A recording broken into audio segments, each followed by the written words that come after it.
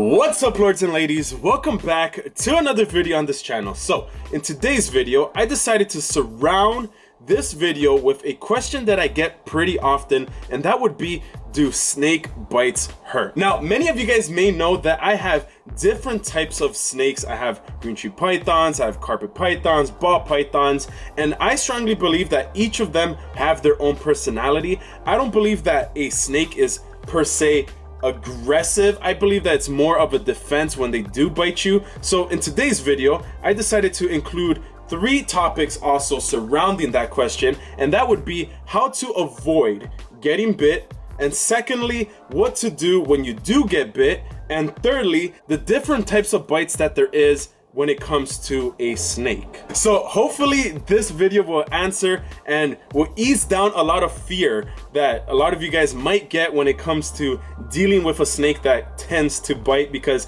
I've been getting maybe about like 10 different types of questions surrounding this topic ever since I started working at Mutation Creation. So hopefully some of you guys now overcome that fear and realize that it's a lot easier to actually what's the word I'm looking for? Wow, I just had a brain fart. It's a lot easier to actually deal with a snake that has that type of behavior. So without further ado, let's get started with this video. Let's go.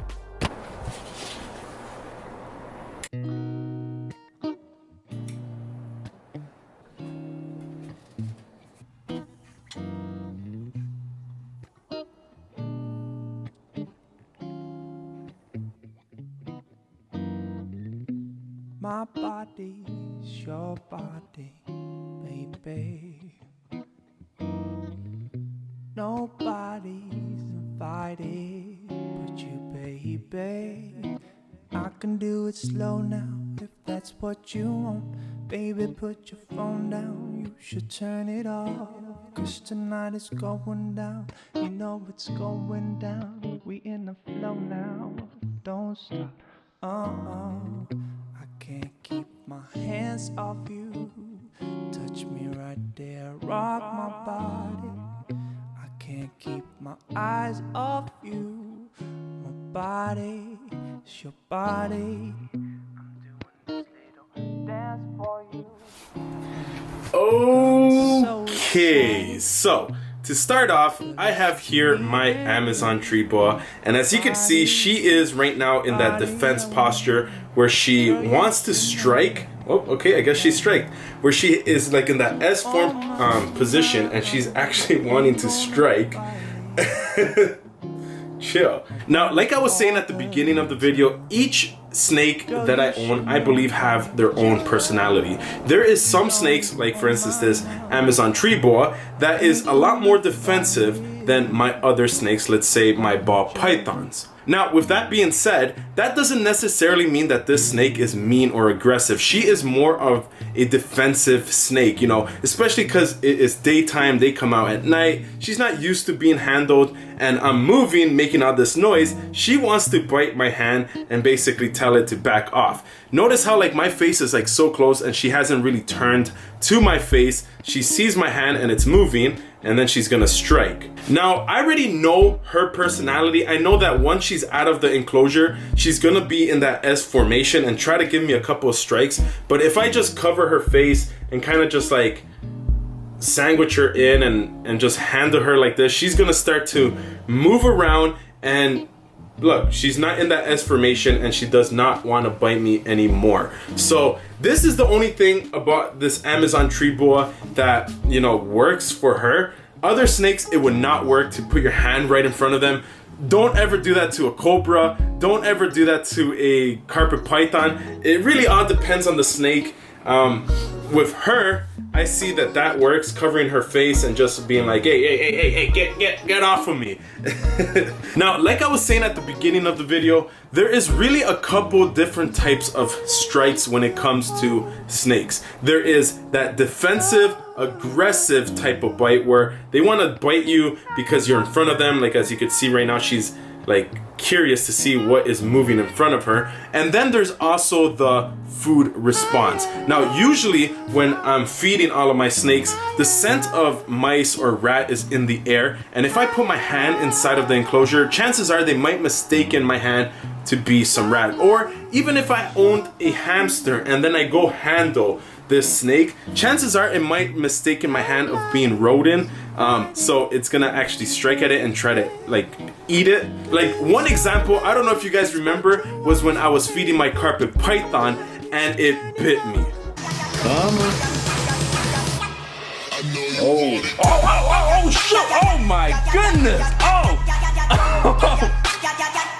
yeah, basically. Now that right there wasn't because he's aggressive or he actually wanted to eat me. That right there was a response to me holding the tongs too close in front of him and him mistaking my hand to being the rodent, because it probably was a lot hotter than the actual rodent itself. But the thing is, it let go and it didn't want to eat my hand. Where this little girl right here, she obviously cannot eat my hand, so she is more intimidated and wants to just strike it and basically shoo it away. And as you can see, I'm not even bleeding. She's just like using her head to kind of like knock me away. So it's more of that anticipation of the strike that kind of scares most people, but it's really at the end of the day not even that bad. Now, one thing that I've noticed about snakes when they want to bite you or become very defensive, it really comes down to how you approach its enclosure. So in front of me, I have my milk snake in this temporary holding enclosure where I place just a little tiny hide to kind of demonstrate how to properly approach this enclosure without getting bit. So let me put you guys on the tripod. Okay, so let's say this right here was your snake's enclosure. The best way to approach it is to not just go in there and stick your finger in there, because if you are planning to feed it, it might be hungry and it might mistake your thumb to actually be food. So what I normally do is I come around and I basically just start making noise. I basically tap, well maybe not tap in there, but I usually tap around the enclosure, try to make as much noise as I possibly can. That way the snake is awake and knows what is going on. Otherwise you're gonna open it and then it's just gonna be like, what is going on? So what I do from here is I get the side that is basically away from the front area, and then I just, you know, lift it up and it's not there. Okay, so this snake actually decided to hide in here. So let's open it. Okay, she is right there. Holy snap, Houdini over here. So, what the heck was that? So let's say now that you have your snake out in the open, it is probably gonna be still a little bit frightened, especially because it's so bright, it was so used to being dark, it was probably sleeping. So what you wanna do from here is either with your hand or even something like a pen or a screwdriver, you kinda wanna have something that would distract the snake and avoid getting bit. So I already know that she is not the type to actually bite me, so I could probably just go ahead and use my hand, but I'm gonna pretend like she was an aggressive snake. So what I would do is I would just tap her face, kind of get her to look away, and then I'll just go in there and I'll scoop her up just like that. Now really, when handling a snake, you kind of just have to let them do what they want to do and really not taunt them, don't poke at them. Just kind of become a branch and just let them walk and crawl all over you, which is probably the craziest part about snakes, is that they just crawl. They somehow manage to, you know, actually hold on. Look at this, like she's holding on, like she's strong. So with that being said, now I'm going to move on to a more aggressive type of snake.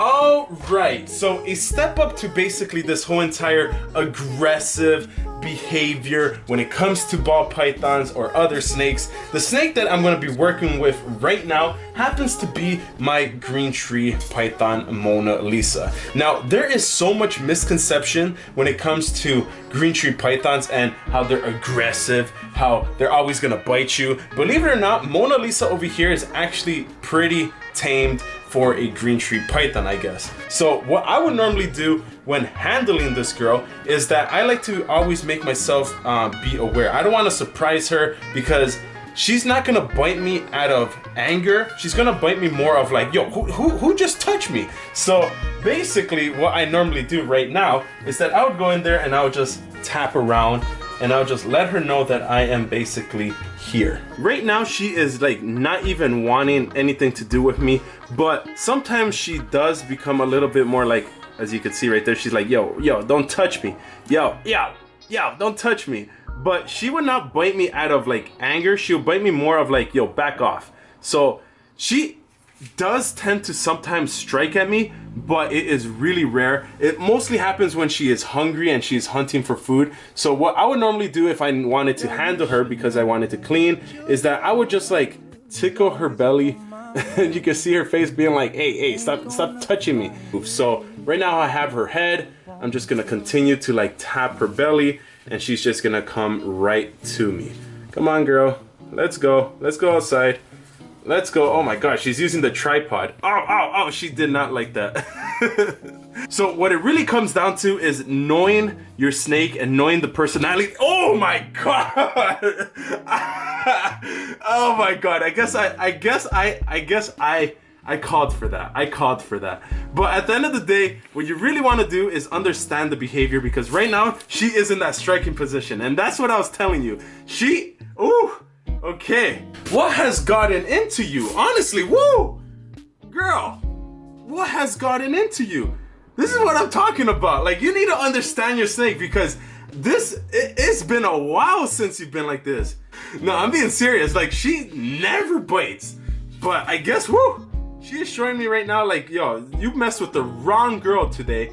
Oh my goodness, why do you have to show off on the camera? You were such a sweetheart the other day. Okay, so I didn't realize how bad basically she got me, but when I got bit and I yanked away, she actually pierced me pretty good. It is gonna be a little bit bloody, but as you can see, you see that right there? That right there is a tooth that she lost inside of my skin. So that is not good for me, and that is not good for her either, because that is one tooth that she basically lost. So that is one reason why I always try to avoid getting bit, because I do not want this to basically be happening to my snakes. Look at that. Jeez Louise. So I always try to avoid getting bit by any snake, because at the end of the day, my finger is going to heal. But at the end, if she keeps losing, teeth upon teeth, that is not something I would want her to do. Okay, so now that my green tree python is inside of her enclosure and she's just settling in, she's actually taking a nap. She's asleep while my finger feels like it's asleep because she bit me. But that was not supposed to happen. I actually did not expect her to act the way that she did. But right now I am heading over to Mutation Creation to handle some ball pythons and show you guys how to do it properly, because while they're cleaning, some ball pythons tend to be just a little bit more on that defensive side. So let's head over to Mutation Creation. Let's go. Okay, so right now we're here at Mutation Creation, and here I decided to kind of show you guys, while we're cleaning, some snakes that try to test us and basically try to go at us. Now, not all of them are like this. Some of them are just a little bit annoyed that we're actually cleaning their enclosure and will actually try to strike at us. So I decided to kind of come here and also show you guys how to properly take them out and also clean their bins and basically not get bit. So oh man, it's gonna be quite the adventure, because some of these guys are pretty big. They're much bigger than some of the ball pythons that I have at home. And of course, we also have little tiny babies that I could demonstrate as well on how to properly handle them when they're in that defensive position. So let's get on to it. Okay, so as you can see right here with us, we have this beautiful enhancer female, and right now her enclosure is being cleaned while she's inside of this holding pin. Or this holding bin. I just like to put some paper right on top so she doesn't get stressed out, and especially with all these like bright lights that are here, she might just feel so out in the open, especially this is not her bin, so she might even feel like a little bit more threatened. But these guys, right, as you could see, you could really read their behavior. Right now I could probably go in there and pick her up and not get bit, but from time to time we'll be over here cleaning basically their bin, and you would just see their head pop out and try to strike at us. That's what we always have, like a snake hook to either poke back at them. But this girl actually happens to be pretty chill, which is pretty surprising because this is the one that always gives me the run for my money. So I'm actually pretty glad that she's not trying to bite me. Okay, so of course, while we're cleaning the adults, we also have to clean the little tiny hatchlings. And these guys, believe it or not, are the ones that are usually a lot more defensive. As you can see, they're all, ooh, that one is like striking. They're all in that posture where they don't want to be messed with. Of course, they're not used to being out of their enclosure and basically cleaned. Even if you had them and you were handling and being friendly with them, they will not calm down. Maybe throughout the period of time when they get much older, they'll calm down. But I've always experienced hatchlings to be, even out of the egg, they're just wanting to bite you. Like, look at this little guy. All right, so these guys are still fired up. We're gonna have to put them back inside of their bins, but as you can see, they're just fired up. And the thing is that they're not really like aggressive, they're just really defensive. If you really think of it, in the wild, if a bird was to come and try to swoop them up, if they could defend themselves by striking, because they don't have any hands, they don't have feet, they can't punch, but they could strike and definitely pack a punch. And these guys have in their saliva something called anticoagulant, which makes your blood a lot more thinner, which makes you bleed a lot more. So I'm definitely gonna have to wash up because I don't want to bleed to death. But the good side is at least I'm not gonna get infected because all the blood is like coming out. And if you really think of it, also when they are in the wild and they're hunting, if they are able to bite the mice or the rat that comes in front of them, the rat would probably bleed to death and they could finally, you know, get something to eat. And what the heck, you guys are like in sync or something. Jeez. Now, of course, the more that you handle your ball python, the more calm and tame it would be. Like, for instance, this champagne freeway that I'm always holding in my videos when I'm here, she has never really striked at me. She's never really wanted to bite me. But the best way to kind of avoid getting bit is, of course, understanding the behaviors that these snakes or these ball pythons or carpet pythons or green tree pythons, how they respond with certain things. If you just go inside of their enclosure and you're messing with them, of course they're gonna show you like, hey, like, stop messing with me. Or if you go in there with respect and you kind of like try to avoid getting bit, then chances are you're not gonna get bit and the snake is gonna actually respect you and not bite you ever, like this champagne freeway. So with that being said, there is still a ton more cleaning to do. I'm gonna actually see if I could put some pieces together of this video and edit it already while I'm here. And yeah, so we're gonna right now head home. So see you guys there. Okay, so the video has wrapped up, but Billy has just finished recording a video for his YouTube channel. And as you can see, he has taken out all of the clowns that he possibly has. Well, he has more, but these are just some highlights of this season. Look at these guys right here. And then we have like these guys too. Yo, look at these guys right here. Look at that. That's an albino clown? What? And then we have these hatchlings too. Look at this one. It is just crazy. Now, the gem out of all of these ones right here happens to be this enhancer clown. Just look at that. Just search up enhancer clown and you would understand why everyone is so excited about this guy that he just picked up just right now. So we're super excited to have him here. And these are just some of the clowns that he has. So let me know in the comments down below if maybe I do a video of like a couple of clowns that they have here. Definitely want to showcase them. So man, that is crazy. All right, so I am here editing this video. It's a little bit late right now, but I didn't do a outro to this video. So I just wanted to say thank you for watching this video. If you guys liked it, be sure to like the video, hit that notification button, subscribe to the channel, support the team, support the movement, follow me on Instagram. Oh man, there's so much social media nowadays. But hopefully you guys enjoyed it. If you guys did, do your thing. Hit him up Twitter. I don't have Twitter. Without further ado, that is it for this video. I'm Lord of Lion. Keep the blood pumping, and I'll see you guys in my next video. Peace.